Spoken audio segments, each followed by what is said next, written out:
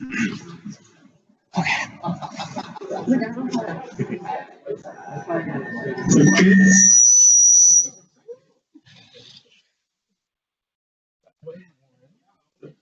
would not work if I sit underneath the speaker, so I'm going to stand on this side. So I'm going to do a little bit of virtual logistics. So for those of you in the room, thank you very much for coming in person, but we do also have a lot of people participating through Skype broadcast. So if you are joining us online, Skype broadcast automatically mutes all the participants so you can clearly hear the speakers. There's a 30-second delay, so you'll be able to see the presentation very shortly. Right now it's going to be from this laptop. We're also trying Facebook Live at the same time, so if you're not able to use Skype broadcast network, maybe you can access it on your phone. We do appreciate your patience. There was a bit of logistics where this room was booked and I was not able to move the people in that room. Facebook Live just crashed, FYI. Technology. Okay. I will try that. So a couple of features that are really fun for Skype broadcasts. They allow you to pause the presentation whenever you want. If you need to take a break, you can continue whenever you're ready. You can also rewind if you miss a part of the presentation to replay it again. And if you happen to arrive late, you can also just go from the beginning and catch up. To your right or below, if you're accessing it on a mobile device, you'll see a Q&A box, so feel free to type questions at any time. We will, however, only be answering the questions at the end of the presentation because I cannot moderate the session and also do Q&A. So my name is Steve Can, and I would like to personalize my land acknowledgement by speaking a bit about my relationship to it. So I am a settler originally born in Vancouver. My heritage includes Indigenous people from the Caribbean and South America, including Arawak, Buck, and Carib. I believe by recognizing that our work takes place on traditional Indigenous territories across Ontario, this is a first step towards having conversations about reconciliation. I'd like to also acknowledge that the Ontario Trillium Foundation's head office, where this broadcast is being recorded, is located on the traditional Indigenous territory of the Huron-Wendat, the Haudenosaunee, and most recently the territories of the Mississaugas of the New Credit. This territory is part of the Dish with One Spoon Treaty, an agreement between the Anishinaabe, Haudenosaunee, and allied nations to peaceably share and care for the resources around the Great Lakes. This territory is also covered by the Upper Canada Treaties. Today, Toronto is still home to Indigenous people, and I am very grateful that we have the opportunity to meet and work on this territory. So, a little bit about the Ontario Public Service Pride Network. So for those of you who don't know, I am one of your new events and special projects co-leads. My name is Steve Ken. Our mission is to give voice to and affect positive change for LGBTQ+ employees in the workplace.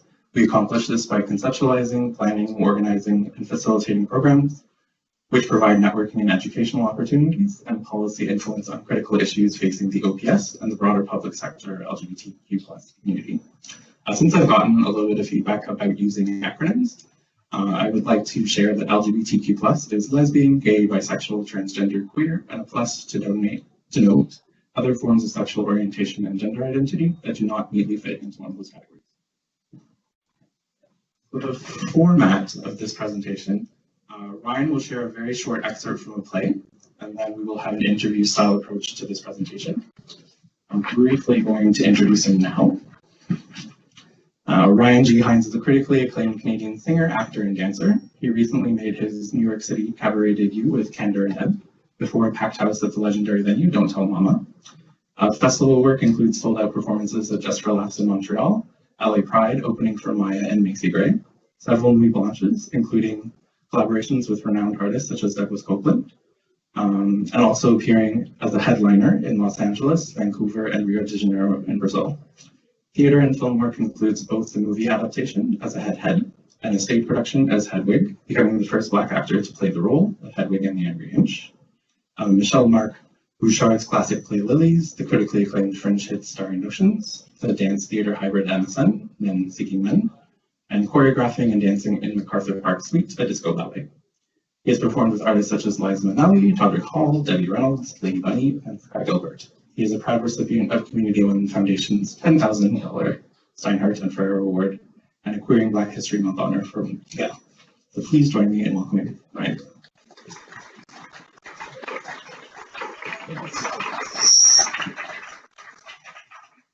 Steve is one of the only people in the city who could get me out of bed before noon.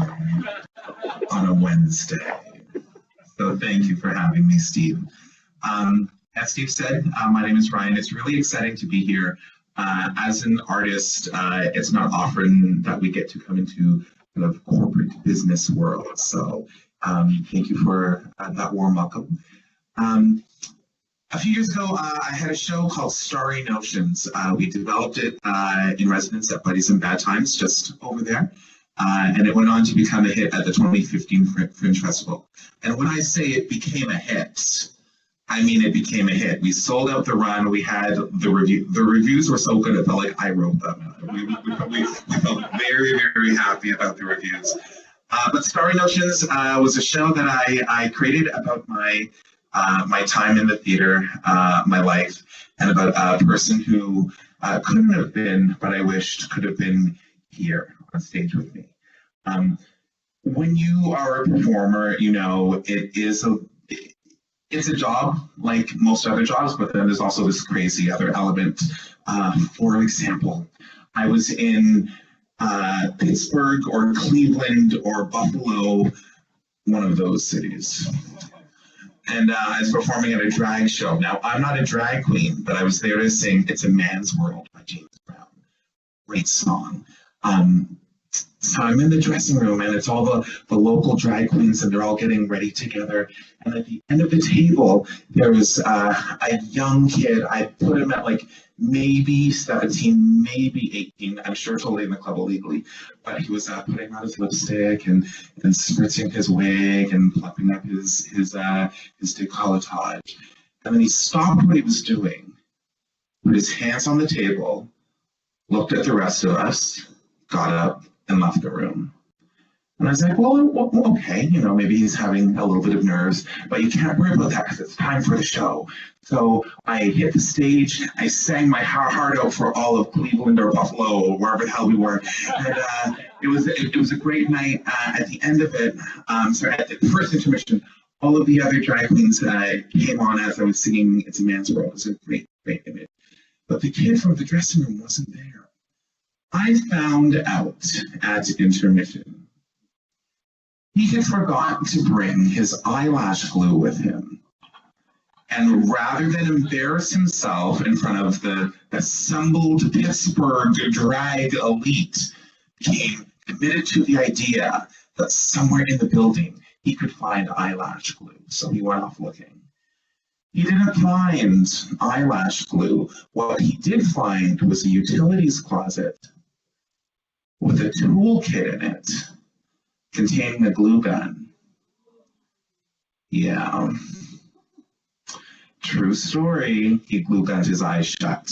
Now, it wasn't a horrible, permanent, lasting thing. He wasn't on stage for the last act or number because he had found his way to the hospital and made it back by the end of the show. So, in true diva style, he snatched the show up from the rest of us and got a big hand at the end. And it was wonderful, wonderful to see. We kept in touch. That's something that I like to do if I'm performing away from where I live. You make new friends, you exchange your stories, you exchange histories. It kind of reminded me of another time I was in San Francisco. So picture it. It's a Sophia Petrillo moment. I'm in San Francisco on the bus, listening to Barbra Streisand, as one does on the bus in San Francisco. I was on the way to the Golden Gate Bridge because, you know, that's the big tourist thing. If you've ever been to San Francisco, you know what it's like. If you haven't been to San Francisco, the Golden Gate Bridge really does live up to what it's supposed to be and represent. And it's just gorgeous. Over the bay with the water and the orange color. Anyway, so the bus rolls to a stop. The doors open. And this kid gets on.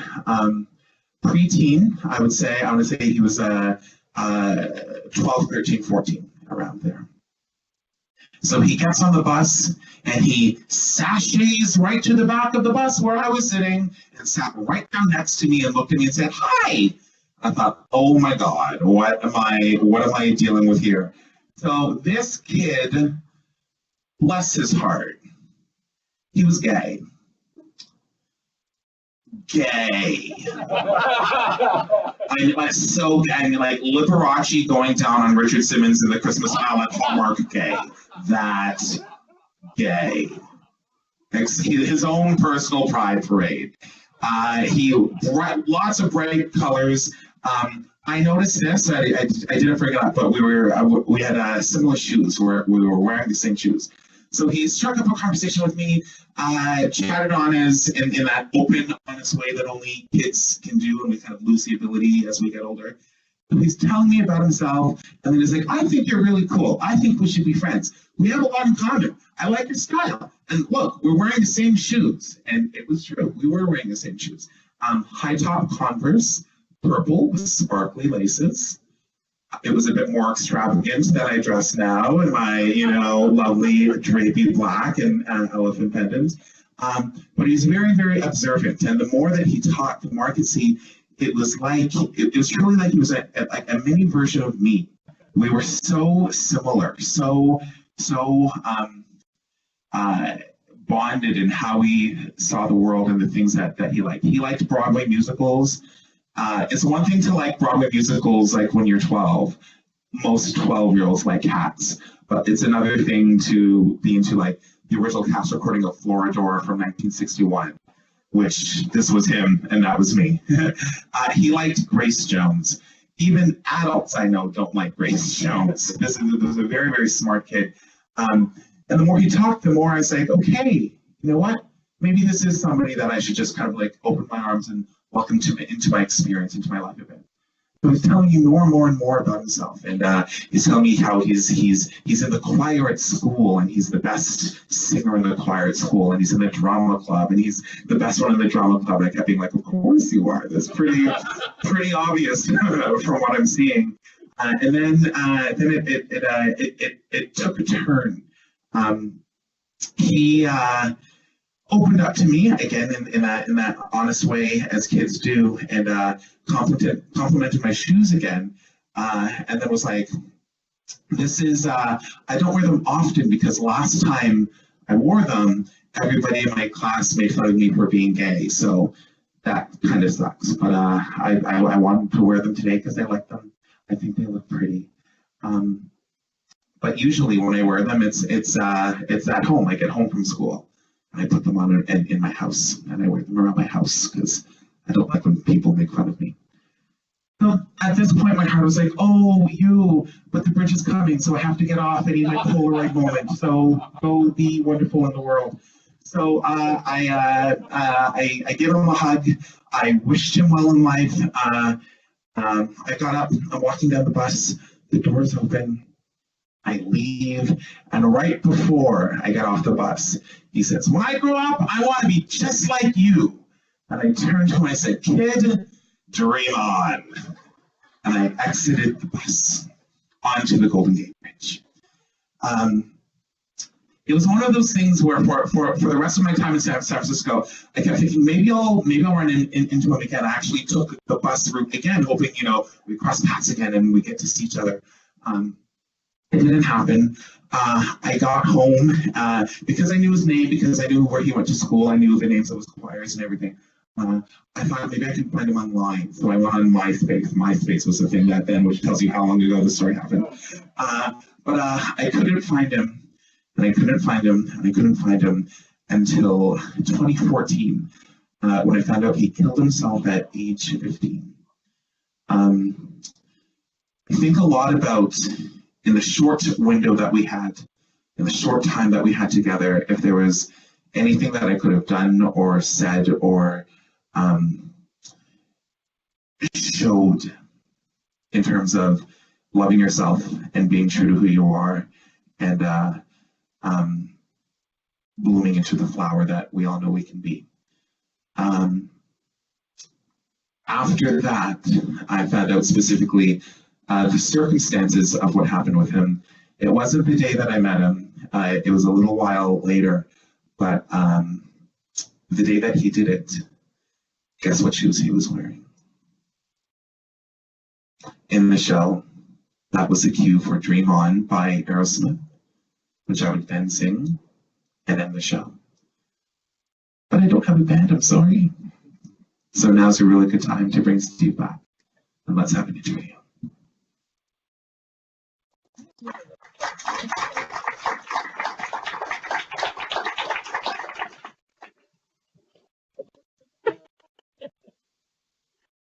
I love technology.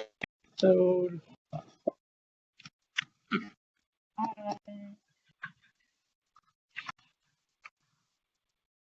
hoping this does not set off the mic.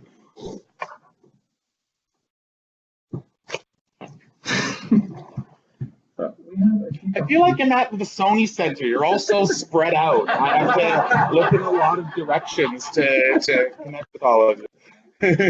What we've done is we've prepared a few questions ahead of time, but if you have any, please feel free to raise your hand and we'll make sure your question gets.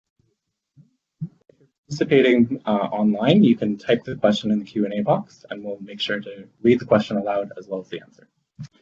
So the first question we have is, what is your understanding of the term intersectionality, and can you give an example? My understanding of the term intersectionality is the first time I heard it, somebody, well-meaning of course, spent a lot of time explaining the concept to me. And I was just like, I get it. I understand in my marrow what intersectionality is. And lately, you know, I'm a person of color. Within being a person of color, my mom is Irish, my dad is West Indian. I was raised with my mother and my mother's side of the family, so strangely, culturally, I identify as Irish more than anything else. I'm a queer person, I'm not a gay person. If sexuality is a spectrum, you know, like 85% of me is into men, and then like 12% of me is into non-binary people. And then strangely, the 3% of me, 3%, yeah, that's math. I'm saying the 3%. The 3% that's left is legit into women, and it's strange when I get crushes on women, but I do, and they're legit things. So you add all of those together, all of those different possibilities, all of those strands of my identity, and you kind of come up with intersectionality. Although lately I have been considering if intersectionality is a term that can work, because, you know, my blackness and my queerness and my maleness and my age and like everything else that I am, they don't necessarily intersect so much as they're on parallel paths. They're moving forward together. But we'll leave the redefinitions of English language words for another meeting. I just wanted to add Millie Williams Crenshaw in her paper from 1999, Demarginalizing the Intersection of Race and Sex, a Black feminist critique of anti-discrimination doctrine from its theory and its critical politics, which was published in the University of Chicago Legal Forum. So I'll move on to the next question. When did you first know that you wanted to have a career in the arts? People always kind of never really believe me when I answer this question, but it's true, and you can ask my mom because she was there. I was 2 years old. My mom had taken me to the local library theater performance, and they were doing Babar the Elephant. I don't know if anybody remembers that story.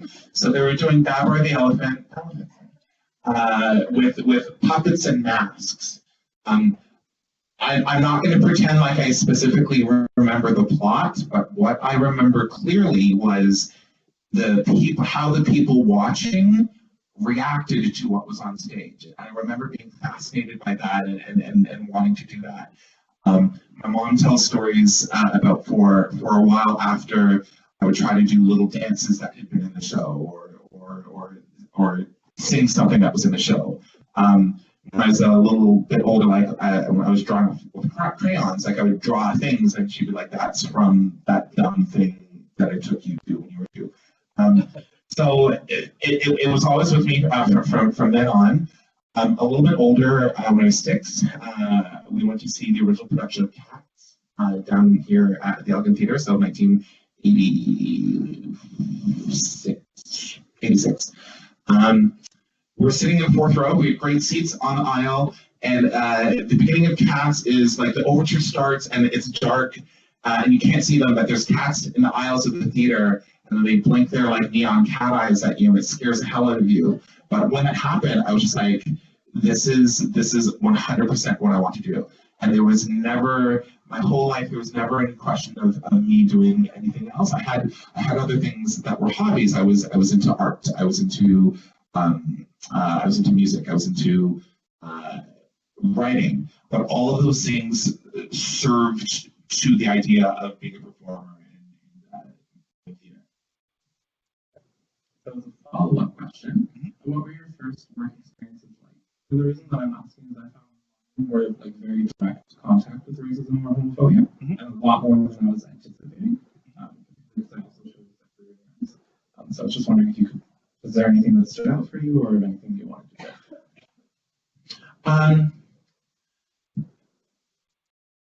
I am what I am, right? Like I look how I look and I talk how I talk. So it's not often that I get in the room when people are like, "Oh, I'm not going to be more masculine." I don't know, really? That doesn't happen to me too much. But what does happen in the theater is there's a lot of typing that goes on. Typing, by which I mean typecasting. You have to be of a certain type, and if you're not of a certain type, then you're taken out of consideration immediately. You won't even get in the room to present the case. So it doesn't matter if you can hit the notes. It doesn't matter if you can remember a very difficult monologue. If you don't have blue eyes, you're not going to be Tony in West Side Story. That's the end of that. So there's a lot of kind of systemic racism, a lot of systemic homophobia, but not a lot of kind of direct confrontational in your face. Something weirdly that happens a lot in musical theater specifically is if you are musical theater is very straight. And I'm not drunk when I say that. People are like, no, it's not. It's musical theater. Musical theater is very, very straight because if you are gay, if you're outwardly gay, if you're perceived as a little bit flamboyant, a little bit feminine, your chances of ever getting out of the chorus or out of the ensemble are slim to none. A lot of casting directors and directors kind of like clock that in somebody and say, oh, he's a chorus boy. That's where he's good.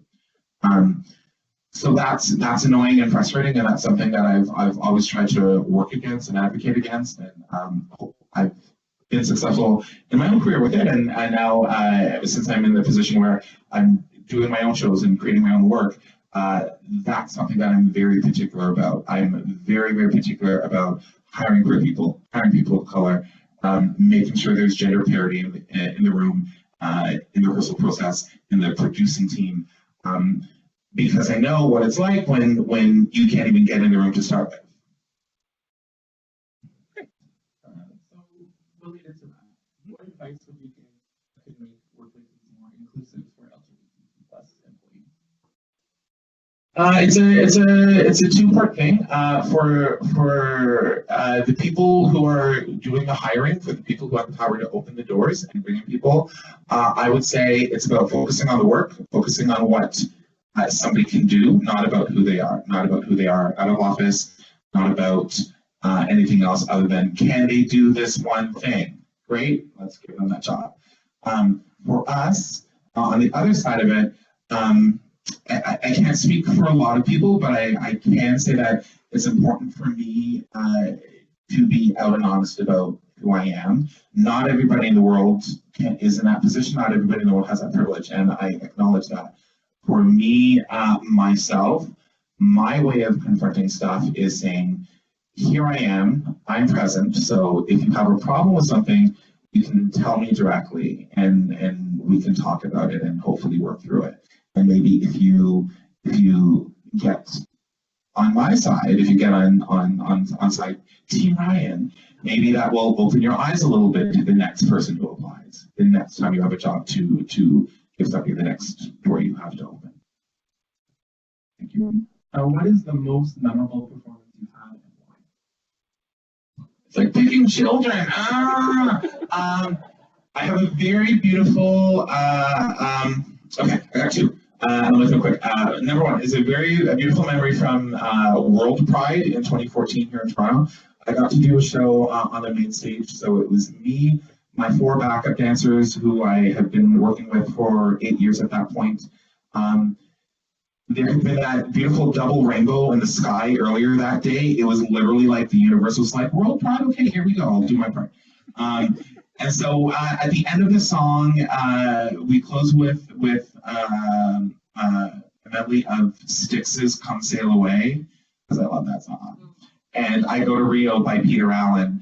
And it was just this awesome moment of being on stage in front of all these queer people, singing a song by queer artists, literally unleashing as much queer magic as we could. And everybody was just, you know, like when you're on stage sometimes it's work, you know, you are working to give people a good time. You're focusing with your dancers, you're making sure you're not falling off the stage, you're trying to communicate visually with the sound guy who's in the booth at the back.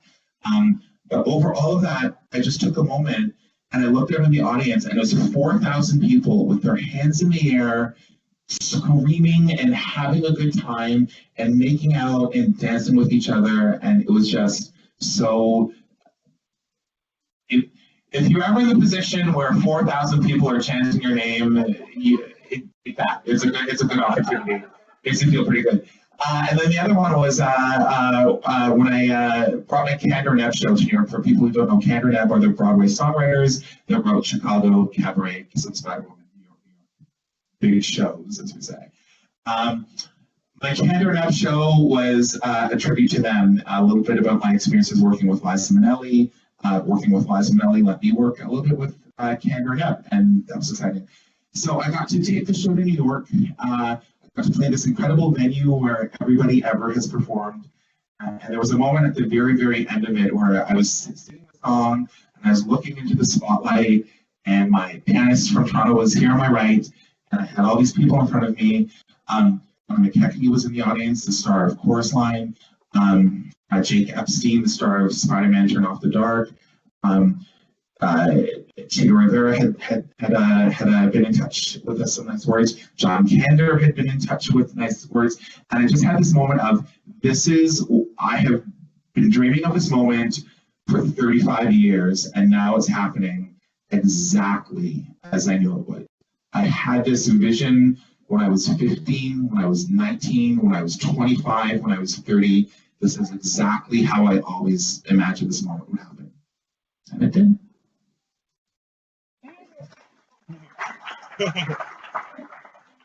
Or what? Youth inspire me, especially right now, watching the marches in the States, not just this past week, but in the past year, the past 2 years, it's incredible.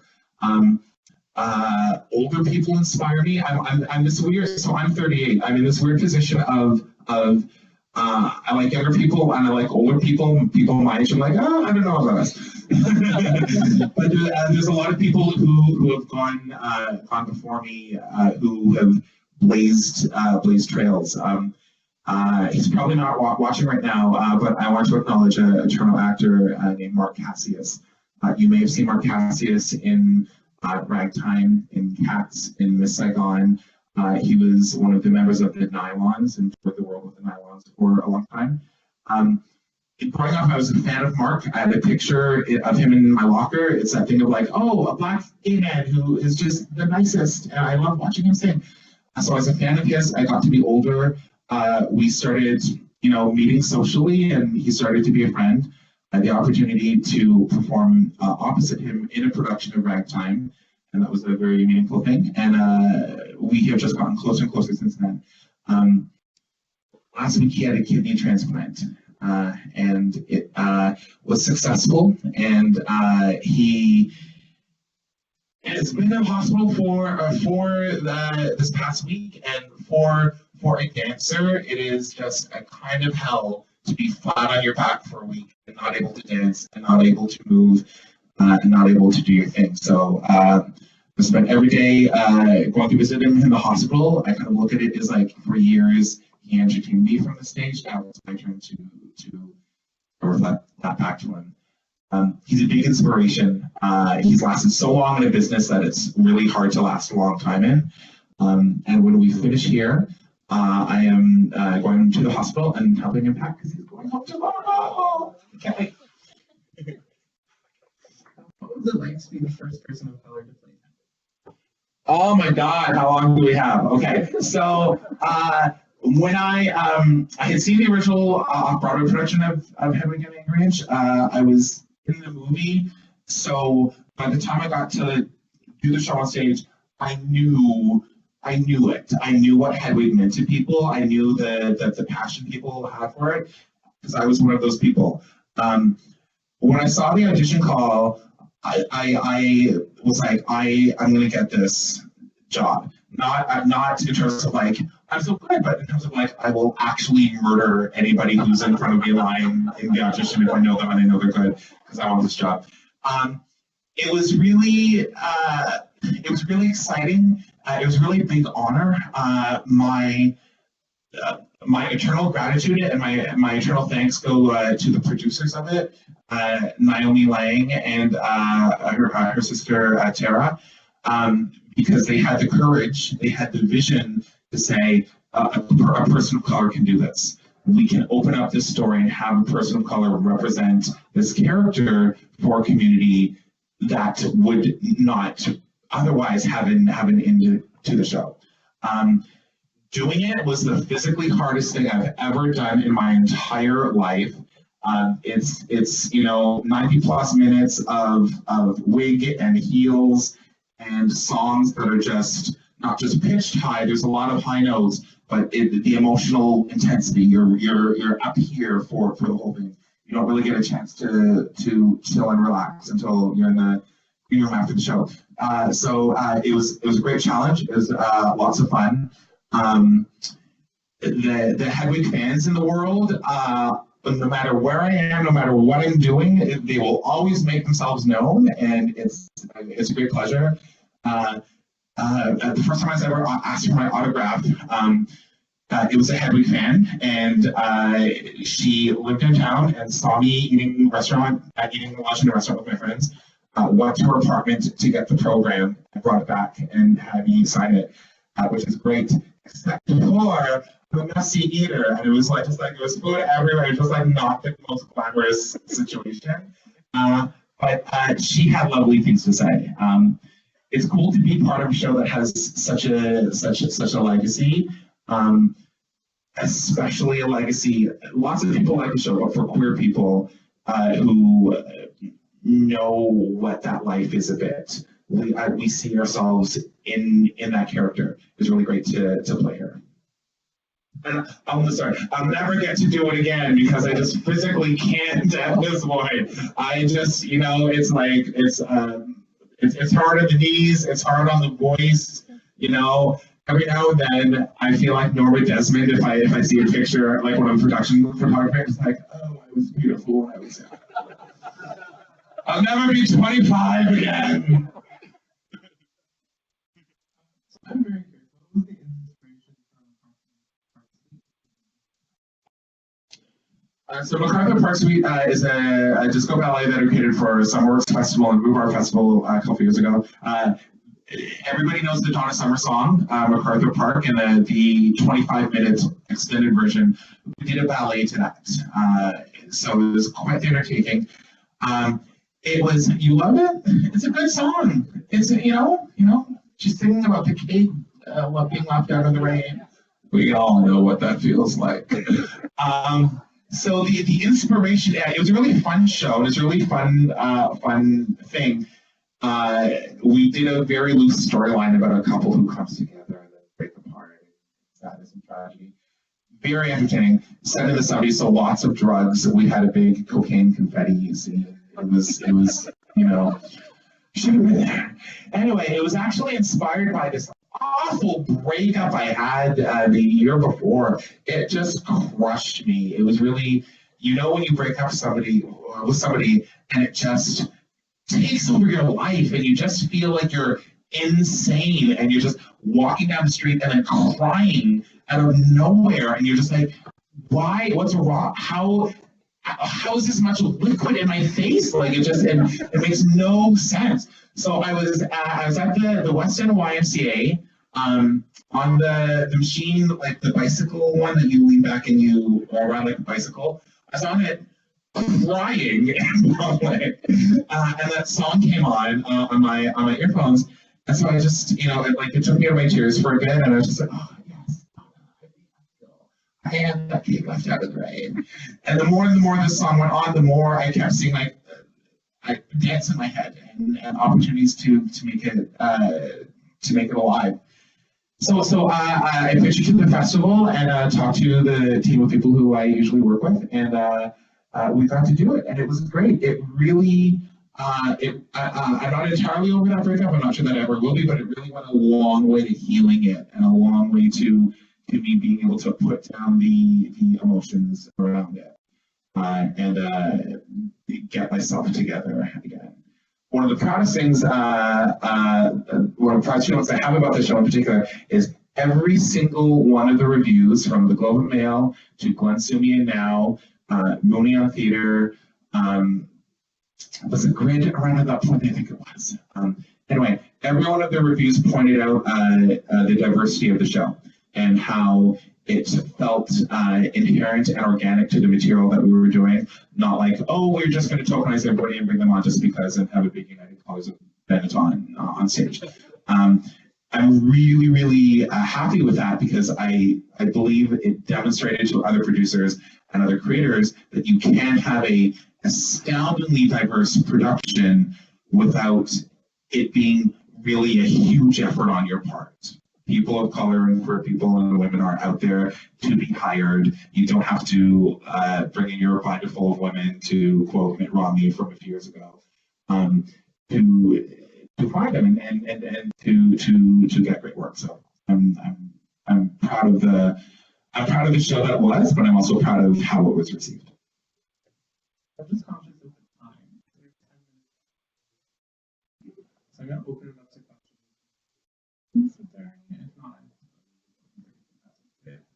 Yeah. So my colleague wanted me to ask a question on her sort of spoke to it, but she was looking to, in your opinion, what needs to change to go from tokenism to acceptance? Can you just repeat the question? Yeah. So the question was, in my most knowledgeable opinion, what needs to change to go from tokenism to, did you say full inclusion? Full, was it? Okay, full, from tokenism to full acceptance. I have a big mouth and I'm loud, so it's very easy for me to be heard. But I think that's something that I try to import to people. Be heard, speak up, raise your voice. If something, if you want to engage in call-in culture as opposed to call-out culture on Facebook, that's something I support. If you want to, if you identify an opportunity, if you want to really target that opportunity and approach the people who have that opportunity and say, I can do this, this is why you should hire me. Anything that lets you be heard and be visible, I believe in and I support. And I'm a big person, I'm a loud person, as I said, but I'm also not always all about me. If I have the opportunity to help other people get in the door behind me, I'm always going to do that. In a large way, that's actually more important to me than just me out in the spotlight by myself. Teamwork, everybody together. Steve on the technology. Yes, we do have. I'm just trying to get to some of the questions in the Q&A box, but they seem more related that I am not very loud. I'm sorry. So, yeah. So there's basically just people can't hear me, so okay. I'll try and talk louder. Does anyone have any other questions? Yes, at the back.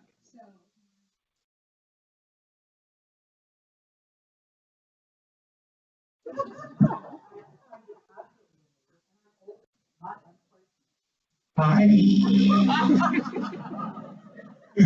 What's your name?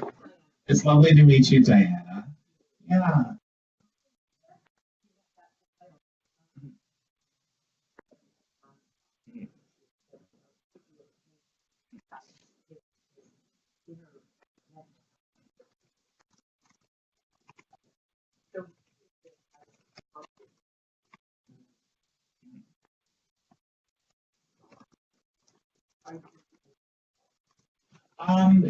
Yes. Every time I do a show, should I repeat the question or are you answering it? Please repeat. Okay. So this lovely lady admitted to her undying love for me. In talking about the excerpt from Starry Notions I just performed in terms of reaching that young man, do I work with kids or youth? The answer is yes, all the time. I believe in being a mentor. I believe in being a good example. I believe in helping younger people learn things. For me, it's not always about kids, because you can be 20, you can be 30 and still struggling with things. You can be 20 and you can be 30 and you still might not have the same experience that might allow you to be as open or exposed to things in the world that might give you that acceptance. So anybody who's younger than me, I always try to reach out to. Whenever I do a show, I always make sure that I give out 15 straight up free tickets to younger people. So I get in touch with career service organizations, youth groups, theater schools, the universities, if they have a career group, and say, here's some tickets, all yours. After my shows, I always make time for anybody who wants to talk to me. 9 times out of 10, it's younger people. At French last year, I actually had a dedicated 15-minute post-show for people to ask me questions. And I don't mean questions in terms of like on mic. I mean like personal, let's face-to-face, because if you have something personal or intimate you want to say, mics can be scary, crowds can be scary. But yeah, I think about that a lot. I try to do that a lot. And as I said at the beginning of the excerpt, Starry Notions ultimately seems like it's about my life, but it's actually about the person who should have been here. It's actually, his name was Lawrence. It's actually about Lawrence. When I was writing the show, every bit of it was, if Lawrence had a solo show, what might he have talked about? What songs might he have sung? I put a Grace Jones song in there. I put some old Broadway songs in there. I did the Aerosmith Dream On at the end. So yeah, thank you for saying that. I think it's really, really important. We do have one question. What can we do better to acknowledge intersectionality in the workplace? What can we do better to acknowledge intersectionality in the workplace? I've always been a fan of seeing people as whole people, as complete people, not as when you see me as Ryan, you know, there's the various intersectionalities or parallels that are inherent within me that are different from when you say, oh, that guy. When you see people as individuals, it's much easier to see the various parts that make them up, that comprise them. Did I answer the question almost kind of? I think so. Okay. Yes. So, back to Lawrence. Mhm. Since you found out that he had done his mother, his father, or find out what happened. Yeah. And so that The question was, after I found out the rest of Lawrence's story, was able to talk to his mother or his father, some of the things that he liked. I was able to find out some of the things he liked, and some of those went directly into the show. What's a specific is he loved the song Rainbow High from Evita. So I did a little bit of Evita, but that kind of centered Rainbow High. I found out that he loved excuse me, Grace Jones, specifically this one, Grace Jones with the song with an accordion. So I kept thinking, like, what Grace Jones song has an accordion? I've seen that face before, the Astor Piazzolla song. So that one in the show. I was able to talk to his mother. I don't want to say anything bad about the experience. Her story is her own, but she wasn't the most supportive woman, and I will leave it at that. We have one line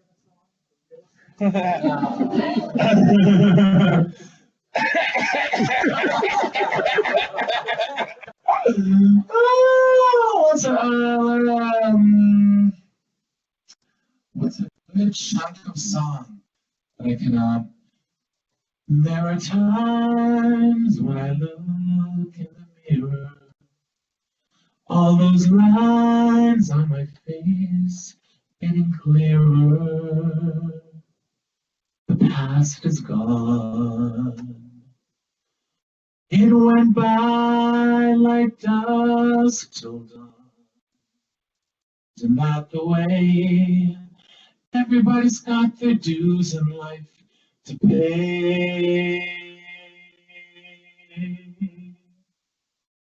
And then the drums kick in and it's like,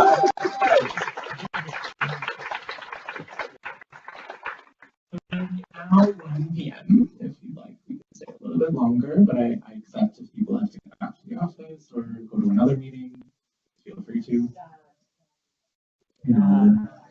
But I do thank you all very much for coming.